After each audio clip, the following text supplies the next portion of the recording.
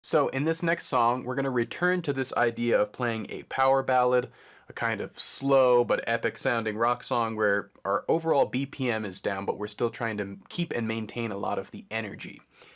And as we play through this, we're going to be thinking about our number system here and how we can interpret it within any given key. Because if I ever wanted to change this to a different key, or if I just wanted to be specific about what I'm playing, that number system is going to play an important role in that. And also, as we play through it, I'm going to talk about a technique which I've touched upon to getting chords to sound correctly called arpeggiating. But I'm going to talk about how I can actually do it to create a little bit of a different sound in my rhythm guitar part. So let's hear it over the backing track.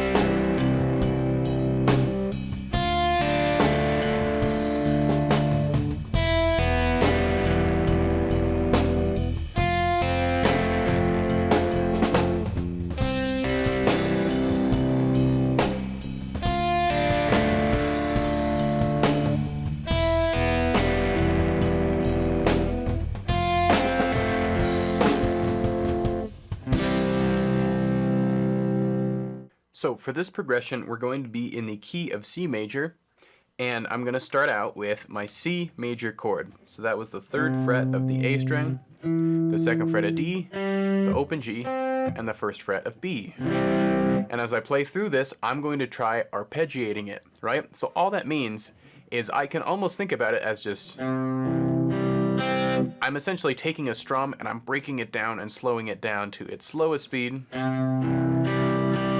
Where if I think about my rhythm as 1, right? 1, 2, 3, 4. Right? I'm essentially feeling these as eighth notes. 1 and 2 and. So I'm using each one of these individual chords, but I'm going to arpeggiate them so that they have a slightly different sound. They sound a little bit more dynamic. And again, in this kind of power ballady circumstance, which I a lot of times associate with the 70s getting into the 80s and sometimes even the 90s, I can have this dynamic rhythm guitar part that is complementing a lead in a completely different way. So I'm arpeggiating my C major chord, where I'm just starting on the A string and working up to the B string. Now I'm going to my D chord, so that's the 2nd fret of G, the 3rd fret of B, and I'm doing that with my pinky, and the 1st fret of E, and I'm doing that with my 1st fret, or my 1st finger on my left hand. And this is my 2 chord, because we're in the key of C major. So my 1 chord's major, my 2 chords minor, I'm going to do the same thing. I'm going to arpeggiate it from the D string up. From there, I'm going to go to my 3 chord, which is E minor. Right? I'm basically just walking up my major scale. And as we get to our E minor, I'm playing the 2nd fret of A and the 2nd fret of D, and I'm just going to play E, A, D, G. So whatever my starting string is, I'm basically just going to go up 4, including that string. So E minor. And then finally, I'm going to go to my F chord, which is my 4 chord, and that's on the 3rd fret of D, the 2nd fret of G, and then barring the 1st fret of B and the 1st fret of E. And if for some reason you have a little bit of trouble still getting that bar, I can also do that E string open, again, just to give me some variety. So I'm playing my 1 chord and letting it ring out, playing my 2 chord and letting it ring out, playing my 3 chord and letting it ring out, and then finally my 4 chord and letting it ring out. Now, another thing to note here is, yes, I'm being very particular about the strings I'm playing, but I don't want to say I encourage sloppiness with this, but when you're kind of loose in your interpretations of what strings you're playing, it still kind of has that rock and roll sound, right? I don't want it to sound too mechanical and too planned to the point where it loses a little bit of its personality. So when you're doing this, you're most likely going to have some trouble getting the exact string. You might jump around a little bit. And honestly, that's sometimes part of the sound of rock and roll. A lot of professional guitar players or rock guitar players that we think of weren't really trained in a school, or they weren't necessarily trying to play things perfect. They were trying to play it with emotion. And that's what we're ultimately aiming for too. So if you feel like you can't be exactly particular about this, that's actually not always a bad thing, and sometimes really is the sound that we think about. So that was our progression, going 1, 2, 3, 4. 1 is major, 2 is minor, 3 is minor, and 4 is major. And in the context is C major, D minor, E minor, and F major.